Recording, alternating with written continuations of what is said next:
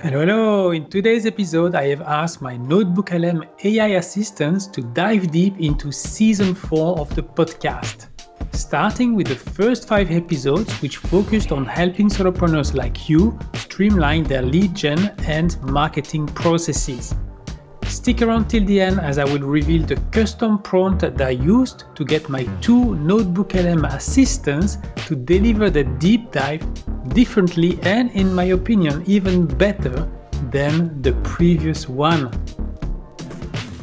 So without further ado, let's discover the audio overview of the first 5 episodes of Season 4 on process efficiency. Welcome to the deep dive. We've taken a look at Macpreneur episode numbers 80 through 84. Right. And you asked us to really pull out the core stuff, the actual actionable insights you can use, like right now. Yeah, the practical bits. Exactly. Think of this as your quick guide to Damien's best tips from those shows, aimed squarely at you if you're a solo business owner using a Mac. Mm-hmm. Now, you can always find the full deep dives on his site, macpreneur.com/episode and the number. Sure. But our job today is just to give you those concrete steps, ways to work smarter, basically. And what's really good about Damien's stuff in these particular episodes is that focus on action. It's not just theory. No, definitely not. It's about doing specific things, using specific features on your Mac to actually, see a difference in your day. Couldn't agree more. Okay, so let's get right into it. Episode 80, first up. The Macpreneur productivity system. He lays out this 3-part framework: Mac productivity, process efficiency, and security. Yeah. But for immediate wins, let's zone in on that middle one, process efficiency. Yeah, that's where he talks about getting 1% better every day, which, sounds small, maybe. Yeah, maybe. But those little improvements, shaving off a few clicks here, a few seconds there, they really do stack up over time. They really do. And his method for this is that eliminate, automate, delegate idea. Exactly. So the actionable thing here, the thing you can actually do today, is pick one single business process. Just one. Mm-hmm. Like what? Well, maybe how you onboard a new client, or how you create an invoice, or even just like how you plan your week. Okay. Grab Apple Notes and just list out every single step. Seriously, every click, every copy paste, where does it feel slow? Where are the duplicates? Right, find the friction points. Yeah. Like Damien says, slow down to go fast. Yeah. Just mapping it out often shows you where to improve. And it's interesting how the Mac ecosystem itself can help with the automate part of that, or even making delegation smoother if you go that route. For sure. And just so you know, he dives way deeper into process efficiency in Season 4 and security Season 5. Good point. And there's that Mac security checklist too, macpreneur.com/MSC. Right. Okay, moving on. Episode 81, boosting lead generation with automations. Lots of good time savers in this one for outreach. Yeah, definitely. One quick win he mentions is using email templates, like right inside Mac Mail or Gmail. How did that work in Mail? Well, you basically save a draft email to a specific templates folder you create.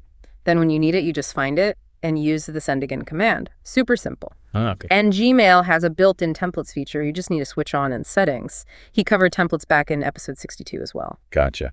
And then there's text replacement in Mac OS itself, right? System settings and under keyboard. Oh, yeah, that's huge. You set up a little trigger like he uses Boons or something, and it instantly expands into a whole phrase or your signature or whatever you type repeatedly. And it syncs with iCloud. Which means it works on your iPhone and iPad too. Super useful. Episode 61 went deeper on that and mentioned Text Expander for more power.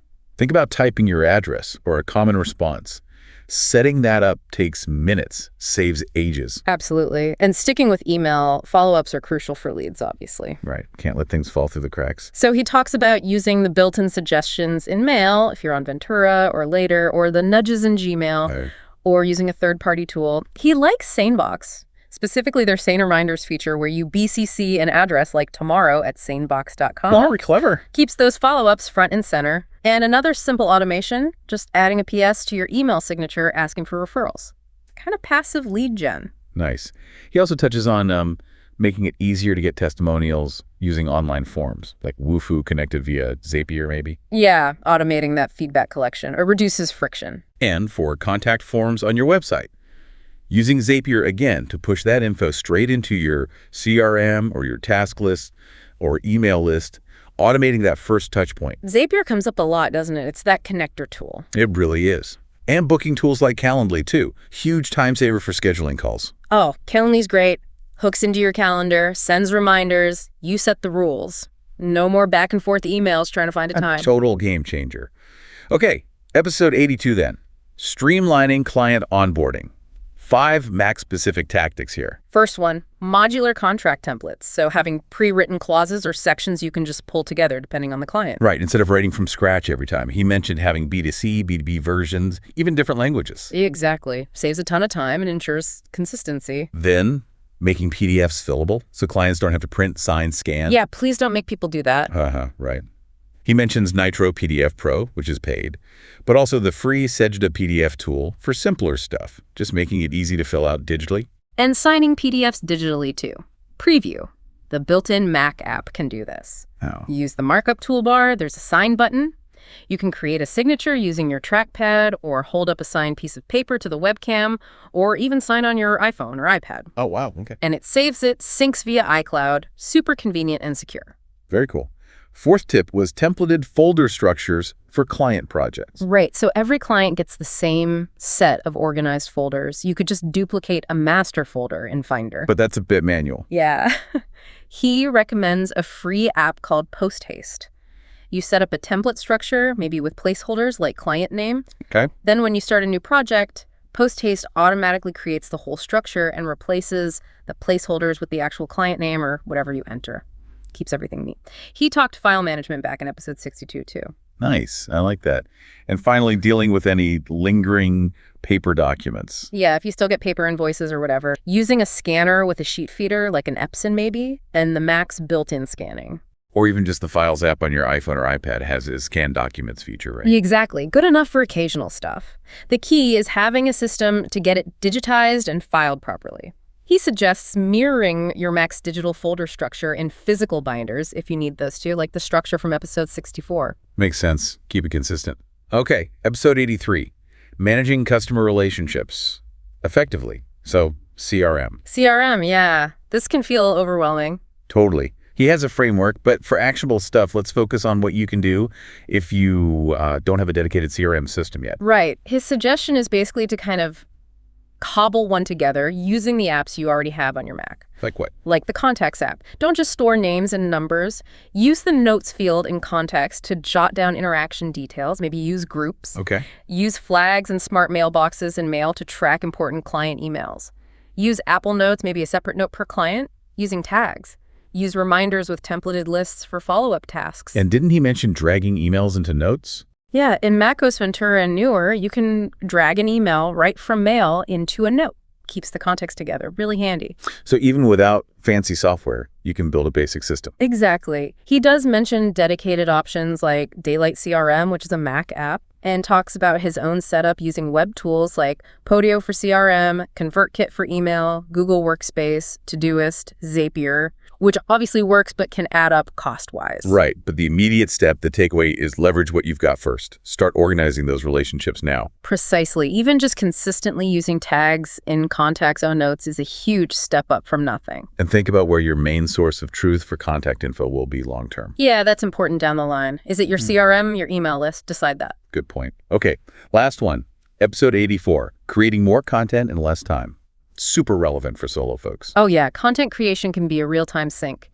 He breaks it down into 3 main strategies. First, eliminate distractions. Standard advice, but crucial. Yep. Beyond things like time blocking, he suggests tech solutions.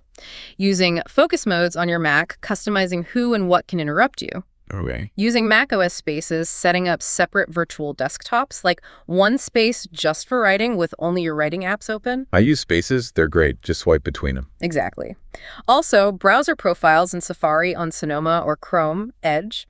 Create a profile just for content creation with specific bookmarks, maybe no social media shortcuts. Keeps you focused within the browser. Right.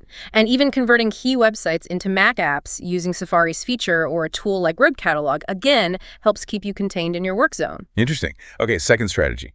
Optimizing your actual content process. 4 steps here. 1, Document your current workflow. Like we said, for business processes, just write it down, maybe a checklist in notes. See where the bottlenecks are. 2, reorder steps. Can you batch similar tasks? Like create all your social media clips at once from a video instead of switching back and forth. Makes sense. Reduce context switching. 3, revise your toolkit.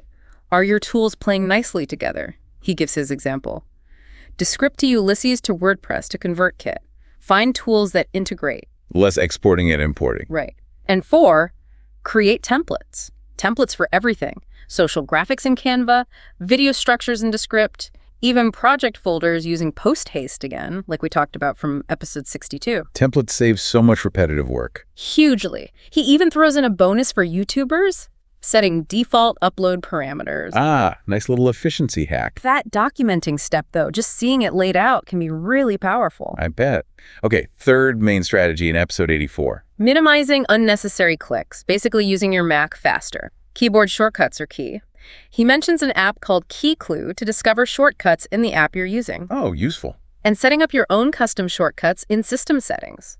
He gave an example of creating one, like Shift-Command-M, to export video from Keynote quickly. Okay, taking control there. And then using the Shortcuts app on Mac, automating multi-step things, like one shortcut could launch 3 specific apps, arrange them on screen. Right, setting up your workspace instantly. Yeah.